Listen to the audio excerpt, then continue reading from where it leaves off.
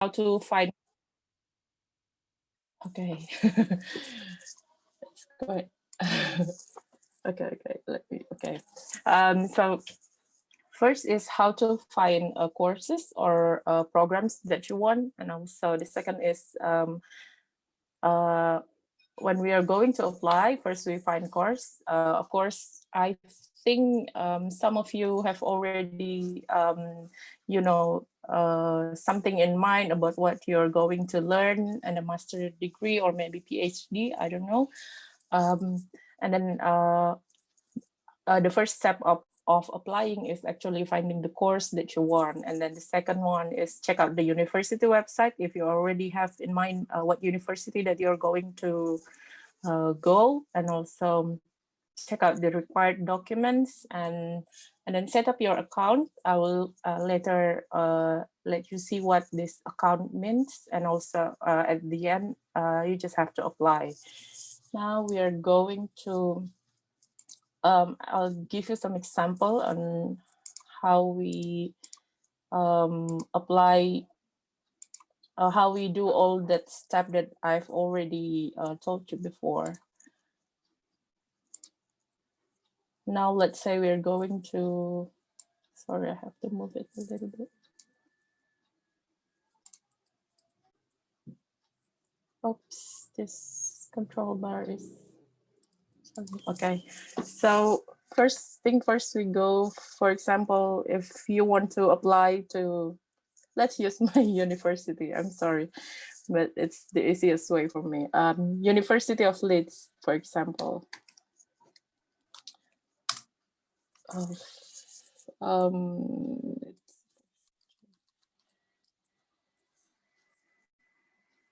Okay, so in the first page, you will find that they have, of course, the university website. You just have to open it, and then this is usually how it looks. Because sometimes university they really you know, understand the need of international student, whether it's undergraduate or master student. They conduct, or they you know, arrange open days sometimes several times in a year, so parents or students, prospective students can visit the campus, so they can see all the facility and all the courses that offered by the university, and the parents can be convinced like, okay, this university is good for me and for my son or for my daughter, like that. But because this is pandemic, they held virtual open days, which is you can just you know, just like when you're having a Zoom meeting like this, but they're gonna give you some information about the campus and the programs that it'll offer. But this is undergraduate virtual open days that held in June. But for postgraduate, I think it's already conducted several months ago, because now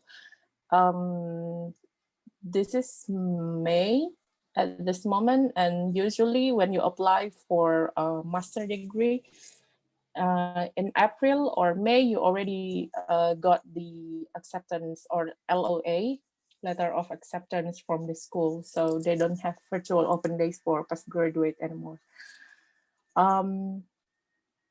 What we're going to do is, usually we are fine in a study bar, we are looking for master courses, because if you want to taking master degree in a master courses, they have course finder.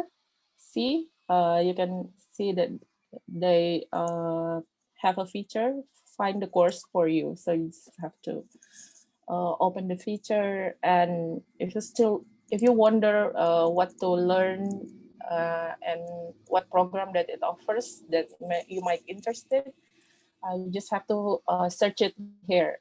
For example, for master degree, I don't know, I'm just trying public health last night because you are from, BPJS Kesehatan, so I just assume. So let's say when you're looking for public health field of study and you choose master and research, then they'll give you an option of a course title that you can take in University of Leeds. For example, public health, international, water sanitation and health engineering, and all the qualification. For example, for public health, you get MPH. Psychological approach to health, you get MSc, and also the duration of the course. You can see there is a course that 12 months full time and also 4 months. Usually the 4 months is more like the 4 months full time is more like short courses, and then 9 months full time. So if you see, it's quite informative for you who's looking for what program you should take for your master degree.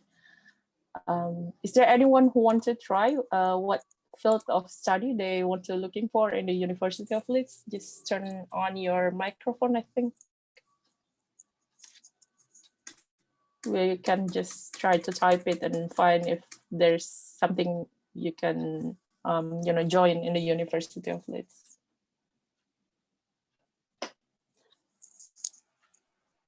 Maybe Mbak Beatrix, are you interested in taking a program? Or Kazaldi, anything in your mind? Any suggestions? Law, maybe, or communication, or anything related to your job.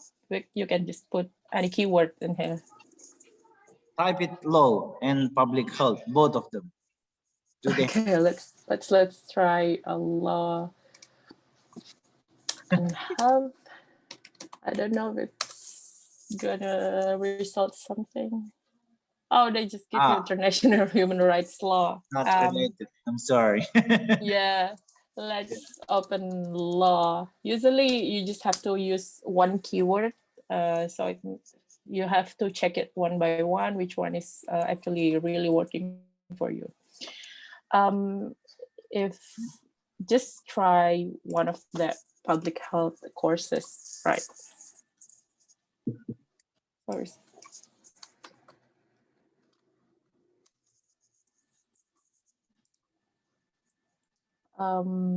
Yeah, for example, if we took I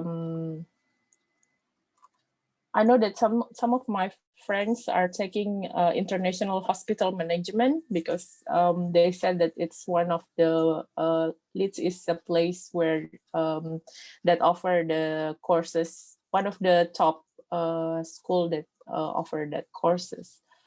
So sorry, let's say international health. If you click the name of the course, they'll give you information about what is, for example, what is international health MSc offered, the overview.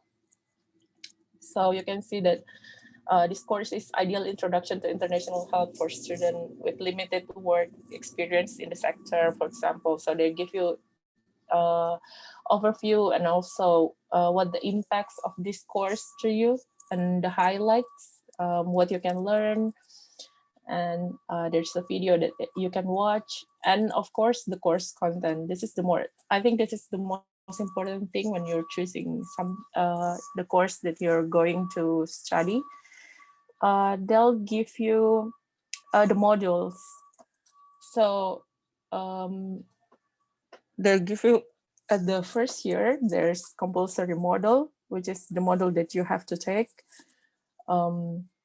And how big is the credit, or we know it as SKS in here, Indonesia. So is it? Yeah.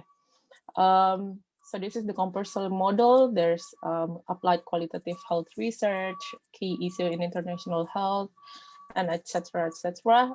The policy for health and development, And also the optional models mean the models that you can choose based on your interest. This is how it looks. And then the learning and teaching, usually they told you about how this course is taught in the school and how is this the assessment. So there's a different type of assessment for master degree. The first is by exam, meaning you have to take exam usually for 2 hours. You have to answer the question, the written test, and also the essay, meaning you have to write an essay. Usually it's like 4,000, or for me it's my essay was like 4,000 to 4,500 words for an essay, and we only have like 20 days to write that essay. So if you're more into exam kind of examination or assessment, you'll suit more in the courses that assess you by exam. But if you're more into writing, research, you might want to find a course that assess you by exam. And in this case, the assessment is, yeah, there's based on the module. Of course, there's group presentation, and basically you have to produce original research protocol and an assignment in the style of a journal article. So for this model, you have to write a essay that is in the quality level, the level of a journal article. And also the applying, how to apply. This is also very important. The requirements, which means what you have to fulfill when you want to take this course.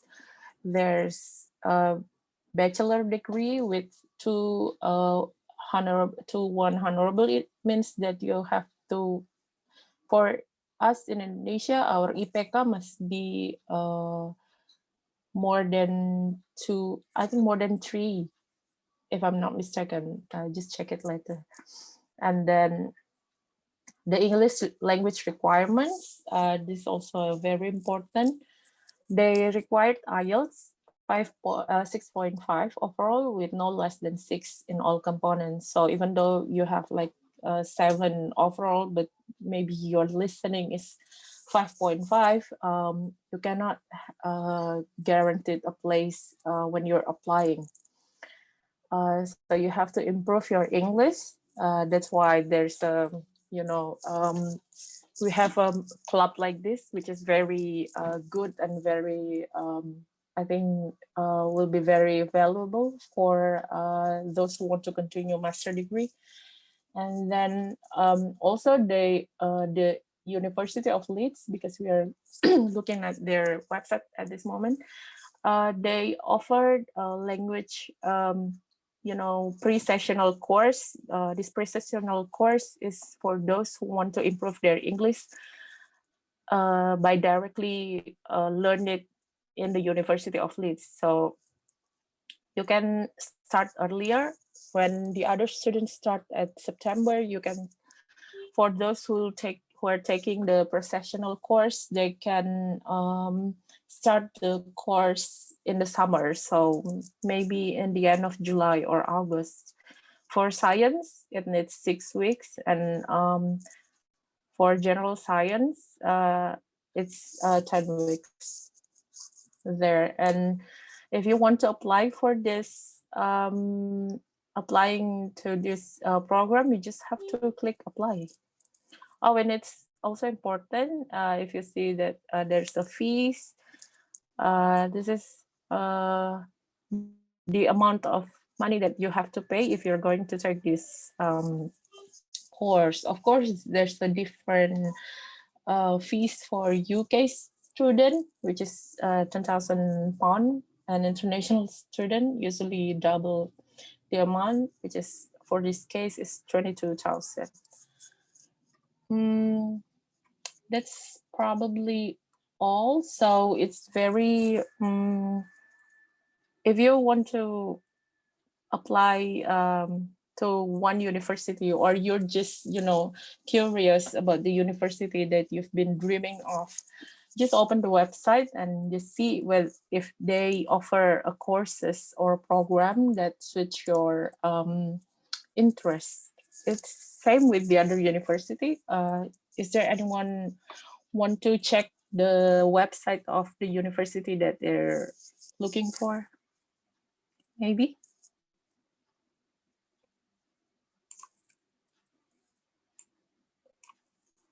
we can just type it, like, even it's University of Oxford.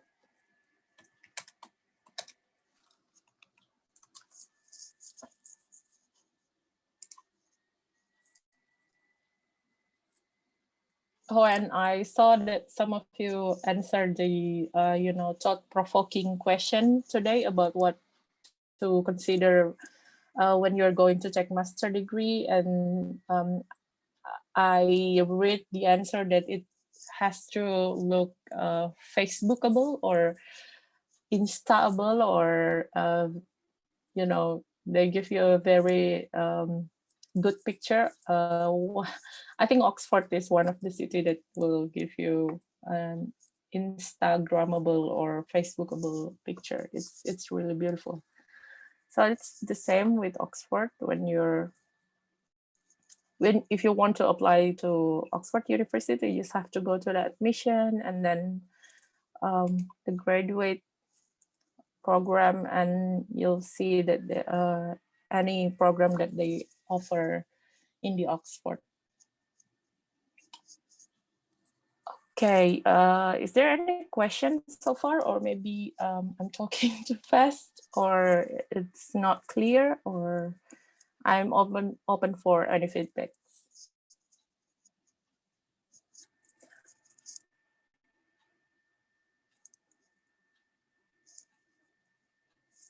Oopsie doopsie. My internet is not the best today, so terribly sorry.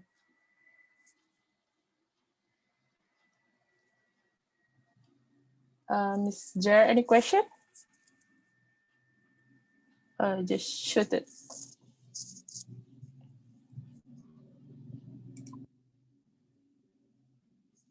It's probably my internet.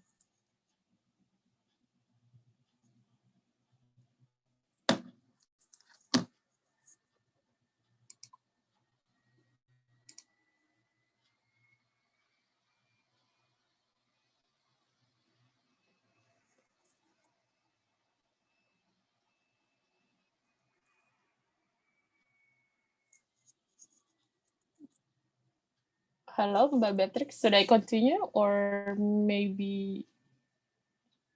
Sorry.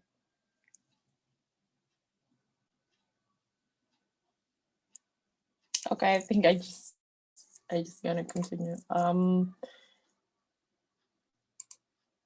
Let me stop sharing, and the next is what to prepare. I think that answer your question about how to apply. Is there, if you have any question, or maybe later you have any question about applying, and just remember later, just shoot the question at the end of this session. The next one is, sorry, why it's not moving? Okay.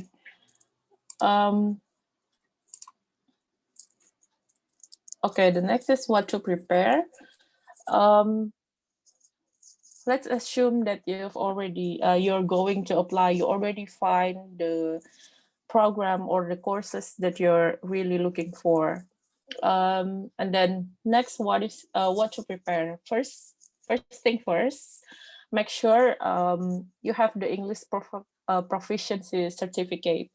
in this case, for the UK, they're actually accepting IELTS and also TOEFL IBT. I think it's IBT.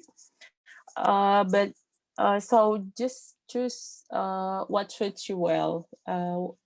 For those who's more comfortable with IELTS should take IELTS, but those who are comfortable with TOEFL maybe just have to take TOEFL. But you have to double check the university website if they prefer IELTS or TOEFL, and you just have to follow it. When checking English proficiency certificate, especially IELTS, I think you have to put in mind that there's a city where IELTS test is not available. Then you have to go to the other city where IELTS is available. For example, when I was taking IELTS in 2015, at that moment, I live in Makassar, and in Makassar, only one IELTS test per month that held at that moment. I don't know if it's better at this moment. So if I'm going to apply for the master degree in January, for example, it's better to check your IELTS far before, because it has, I think IELTS expired date is quite long, not that fast as in TOEFL. So when your results come back and it doesn't reach the level of IELTS that are required for your master degree, you just have to retake your IELTS. So make sure you still have time for that. And then after you take IELTS and you got the score that you want and met the requirements of the university, you have to make sure that all your documents is translated. The degree certificate or ijazah, it has to be translated into English, and also the transcript. But I know that some university now has already, provide English, bilingual degree certificate and also transcript, which is very helpful.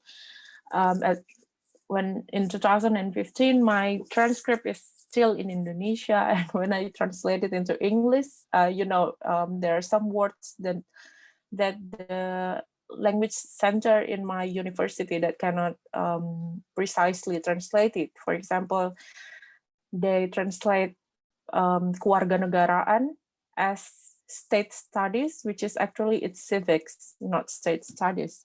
So you have to double check it when they translate it for you. And then we need the reference letter. Well, this is there's a two thing about reference letter. The first is there are university that allows you to send the reference letter directly to them, and another university only wants the contact of your referee.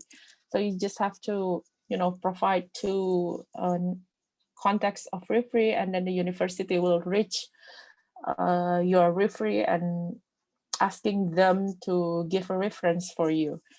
So make sure you know which one suits you. At my time, the reference letter, the University of Leeds only requires us to send reference letter. So I asked my former lecturer and also former dean from my university to write a reference letter for me, and I translate it into English, and I send it to the University of Leeds, and that's it. It works. And also personal statement. This is basically an essay that you're going to write in the university website when you apply. You have to answer some question. For example, why you apply for the program. So you have to explain, and for example, what is your motivation? What is your expertise? You just have to explain it. And then the last thing is passport, of course, birth certificate, and family card. I don't know, but I remember that I translated all, and all the translated version of these documents are scanned and saved in a OneDrive. Um, so you don't have to bring the hard copy, just keep the soft copy with you.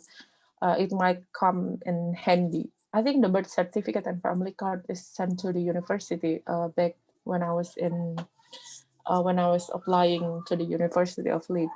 And then um, the other thing that you have to prepare is your visa. When you're applying for student visa to any university in the UK, you have to take a TB test to make sure that you don't have tuberculosis, because Indonesia is still is a country with, I think you know it more than me, with number of TB cases still quite high compared to the other countries in the world. So the UK want to make sure that all the students that come to their country is TB free.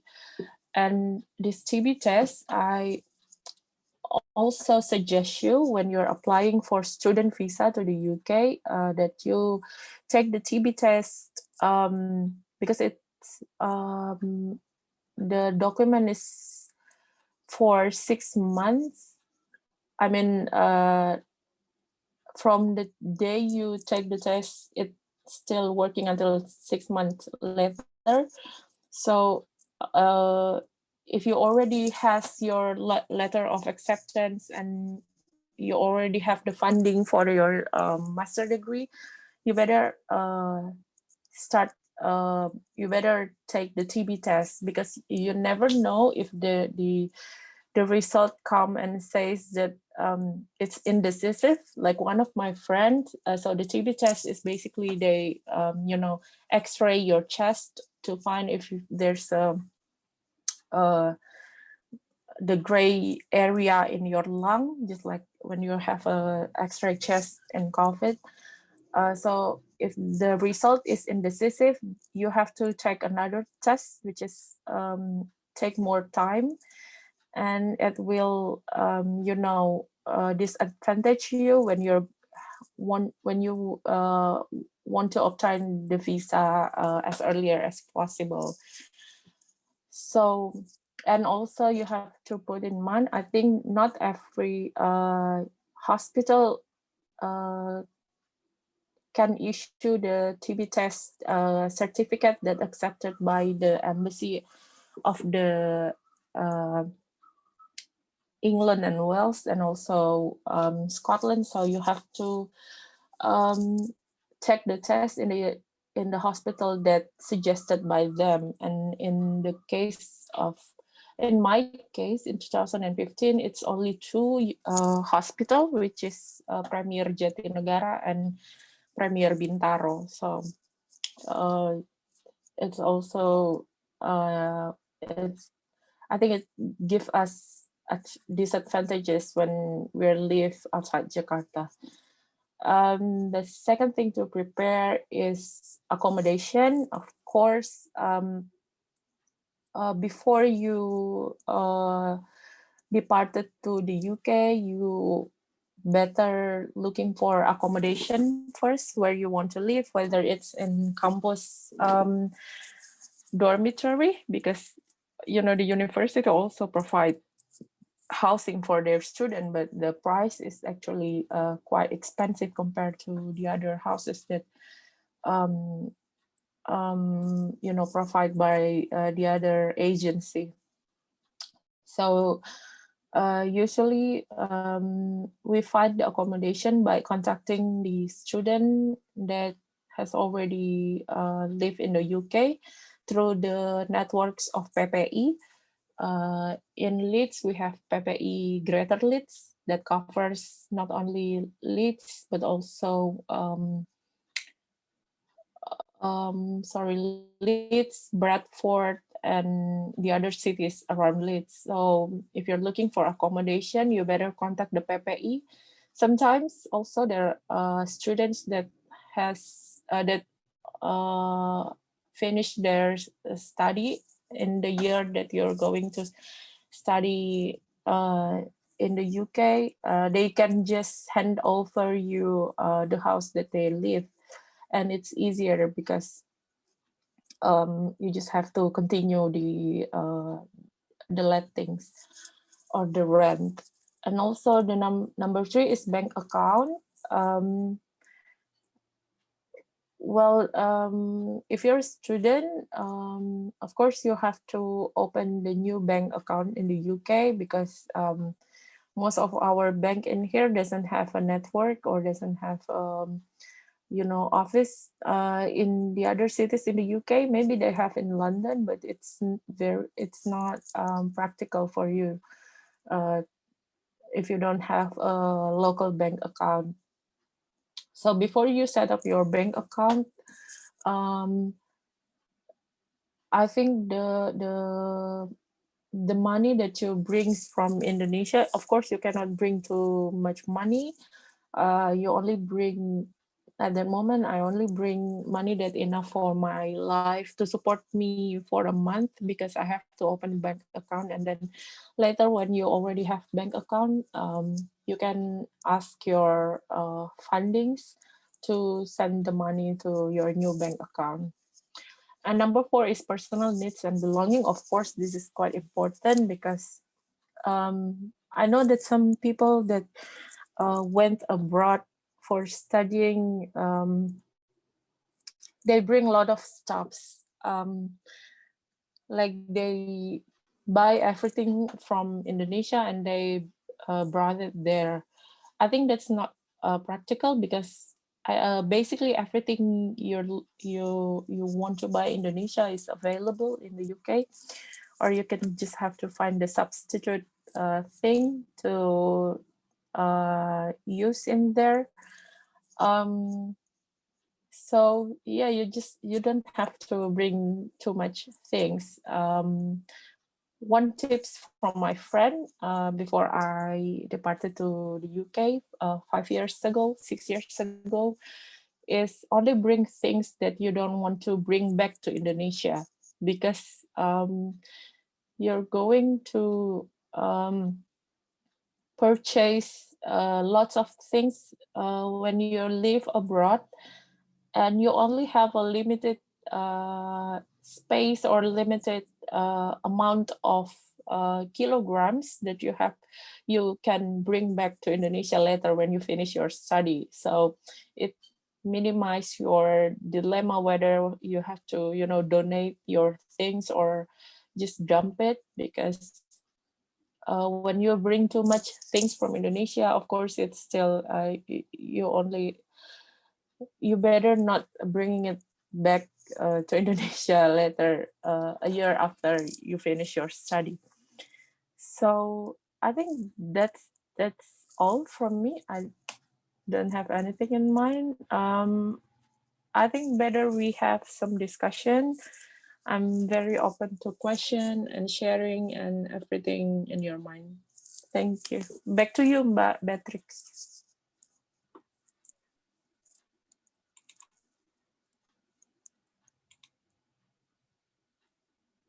Sorry, Beatrix, I cannot hear you.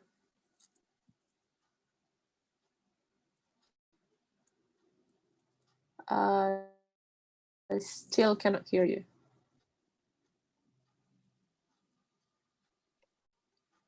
And I saw someone raising Maybe hands. I can give a hand for Miss Betek. Okay. Seems that one of our participant here is raising their hand. So please, Mr. Tagar, the media is yours. You can open and unmute your microphone. Okay, thank you, Mas Zaldi. I'm sorry if my English is not good enough, Mas. No worries, no worries. I want to know to Mbak Radila. Mm-hmm. I'm sorry if you have explained it before because I was joined in this conference in the middle of Zoom. Yeah, Uh, it's okay. I want to know how long you've prepare your all of your need to study in UK.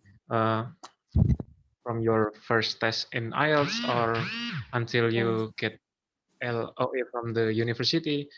It's important for us because all of us in this forum is employed, so we have to make some schedule about our work in office, when we can leave the office, when we can take some IELTS test. So I want to know how long you prepare of your study plan in UK. Thank you. Okay, thank you, Mas Tegar. Um, yeah, it's a very important question. Back in 2015, I think I start my preparation in 2014, almost the end of 2014, maybe in October. In October, I start taking IELTS class. IELTS preparation. Um, and I was also working at that time, 9 to 5 job. So I take the night class, which is 2 times a week or 3 times a week. I cannot remember. It's quite frequent. So I start with taking IELTS class, even though at that time I think my TOEFL has already my TOEFL score is above 550, but they suggest me to still taking IELTS class because we have to make ourselves familiar with how to answer the IELTS question, because it's also very important when you want to get a higher result of IELTS. You have to get used to the type of exam. And also, so I start in October. I took the IELTS class, and then I take my tests for I think in February. It's actually quite fast preparation because I really want to start my study in 2015. And at that time, LPDP still allow us to, applying and departing to school in the same year. I know that at this moment, LPDP, if you're applying for LPDP this year, the earliest you can start your course or your degree is the next year. But in my time, it's because it's very very early years of LPDP, it's still possible. So I start, like what I said, I start with IELTS. After I got my IELTS results, I start applying for different universities. And when I take my IELTS class, in parallel, I'm working with my my application. So I open many account in different universities. So I apply for Leeds University in the UK, Birmingham University in the UK, Aberdeen University in the Scotland. I think I also apply for Glasgow, but I didn't continue my application. And then I applied to Groningen University in the Netherlands. So at least there are 5 universities that I applied. And that's in probably 6 months. I prepare it all. I applied the university in February when my IELTS result is issued, and I got the reply from the university in April. So in April, one by one, the university that I applied sent me the LOA, but only University of Leeds that give me the unconditional LOA. The other university not really reject me, just they asked me to, okay, sorry. They asked me to, they asked me to take another Ielts test, because at that time my writing is only 6, and for law degree, if you want to continue in law degree, you have to have Ielts for no less than 6.5 for each categories or each band. So yeah, I hope that answer your question. I tend to speak too much.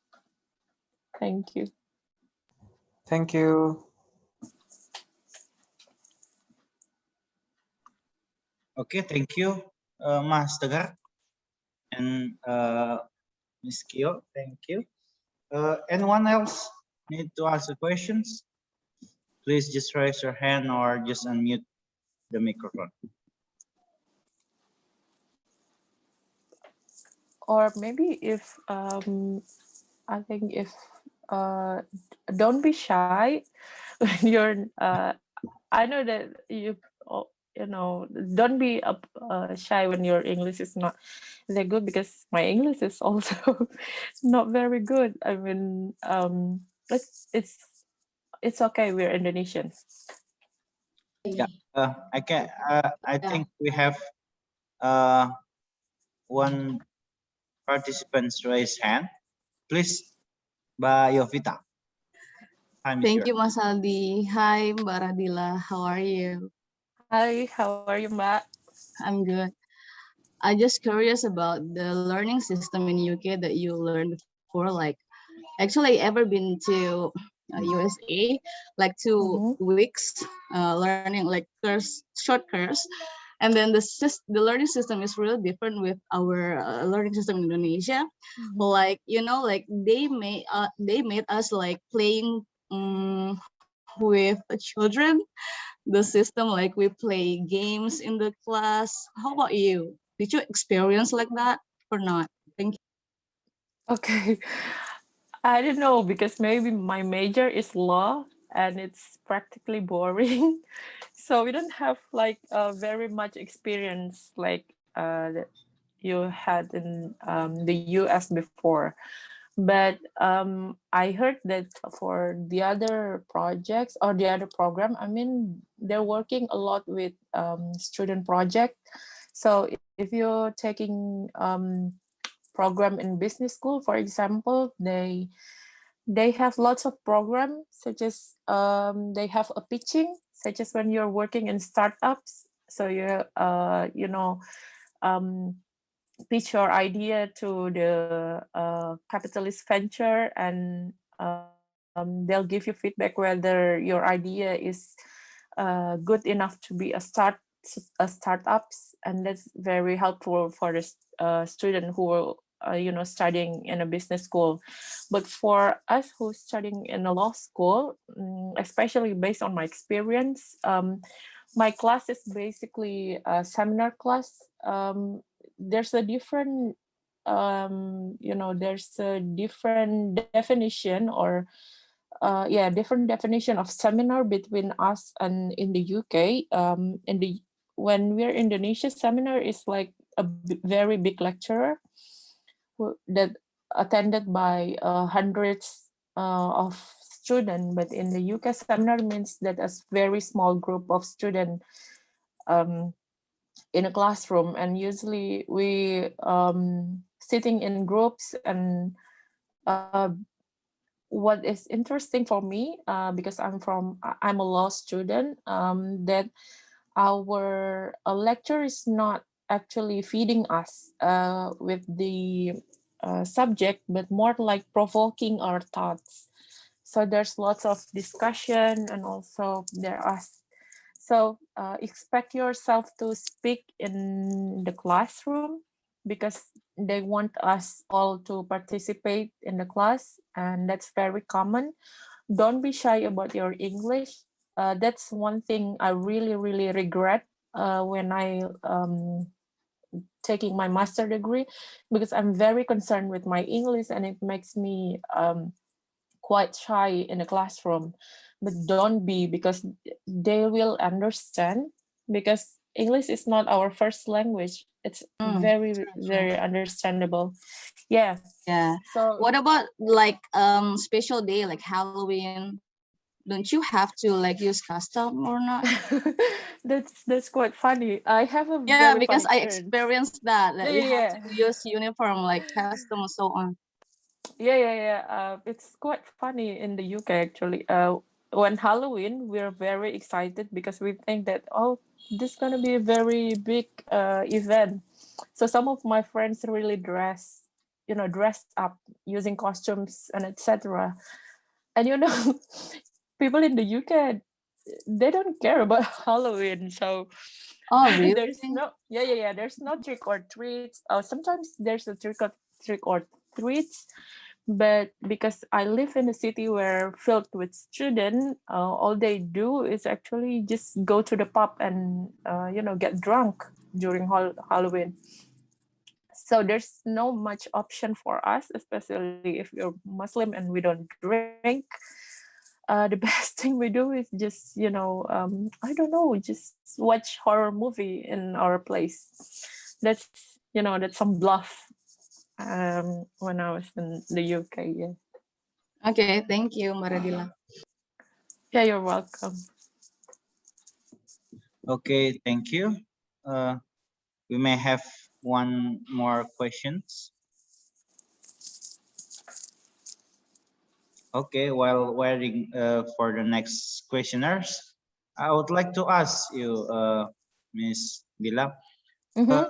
how you finally decide, because you're asking us what is your priority when choosing university. We're Mm-hmm. asking you back, uh, what is actually your consideration using finally UK, not the Australia, maybe not the US, maybe. What is your considerations behind that? Yeah. Well, at that time, what comes in my mind is I want to learn about criminal law, because my background is I'm learning law, but in specialty of criminal law.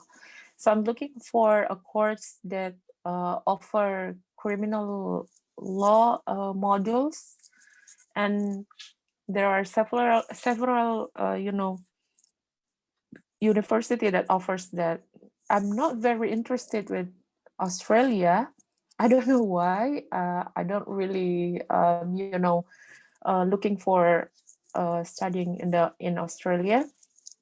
Um, but my first choice is actually University of Groningen in the Netherlands, because it offers lots of models that I really interested with them. But then they're not reject me technically, but I have to check another IELTS test if I want get the unconditional LOA. So I got the LOA, but it's conditional, which I have to take IELTS, and I have to get 6.5 for all categories in IELTS. But I think it's a waste of money, and I don't have money anymore at that time. I already spent it all for the preparation of my IELTS and taking IELTS test, which is very expensive, I know. Um, and also I have to save my money to like applying for visa, because it's reimbursed when you have funded by LPDP. It's going to be reimbursed, so you have to use your money first. So my consideration at the time, I'm going to apply based on the models, what models that really interest me, and I don't really actually choosing the country. Um, but I'm not choosing Australia because it's too close to home. I just want to, learn somewhere far from home at that moment. So yeah, so I landed at the University of Leeds. it's actually a very nice place and very beautiful country. So I don't mind. Yeah. So it's still acceptable when I say that I want to study in UK because I will love the country. Is it? Yeah.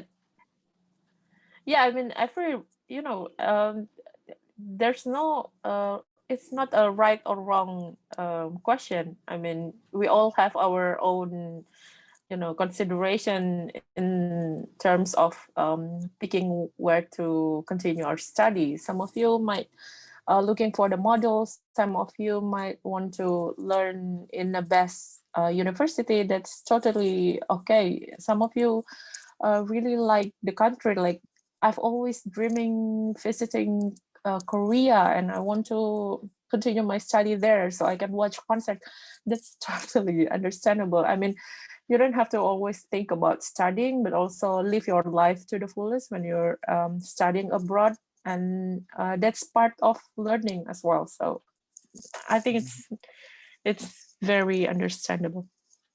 So do you think that UK is livable for more of us as Indonesian? Yeah, it's actually it took me quite a surprise as well, because I don't really plan to live in the UK for a year. I don't really plan to continue my study in the UK.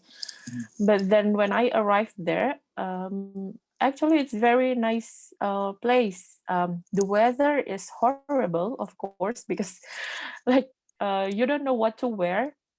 Because in the morning maybe it's very windy and cold, but after you finish your class, you go outside and it's very hot because the sun is shining bright.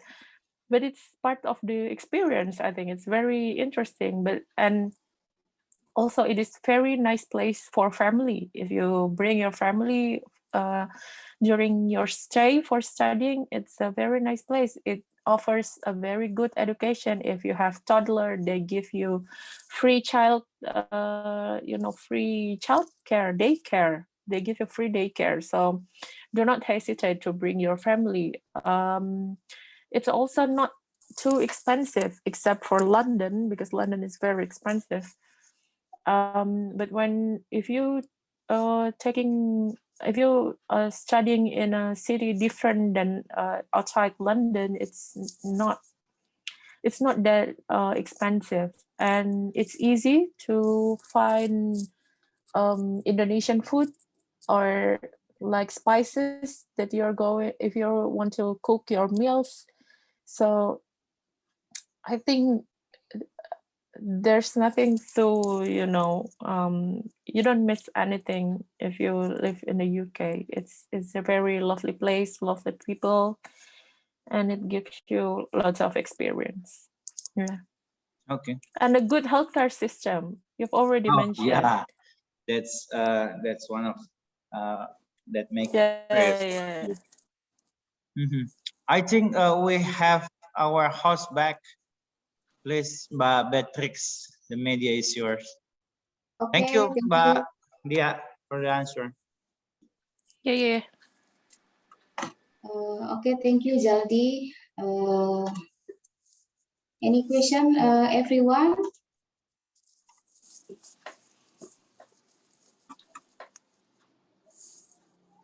Nothing for question. Yeah. Yeah. Maybe if there's another question and they want to use bahasa Indonesia, it's totally okay. And mix Indonesian English is Yeah, totally okay. Just okay. just ask. Yeah.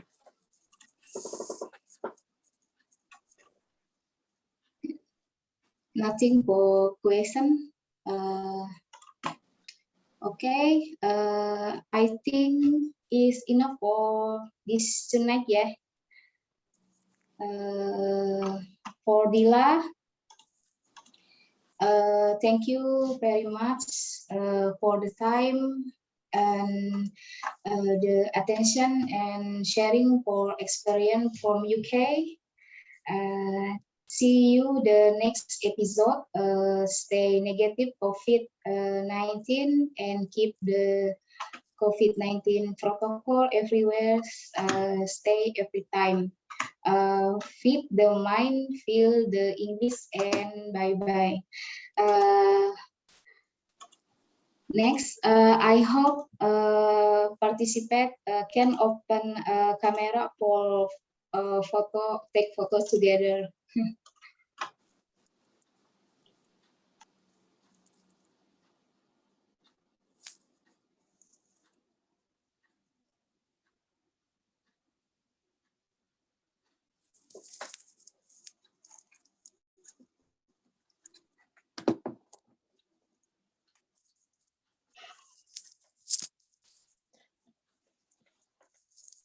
Wow.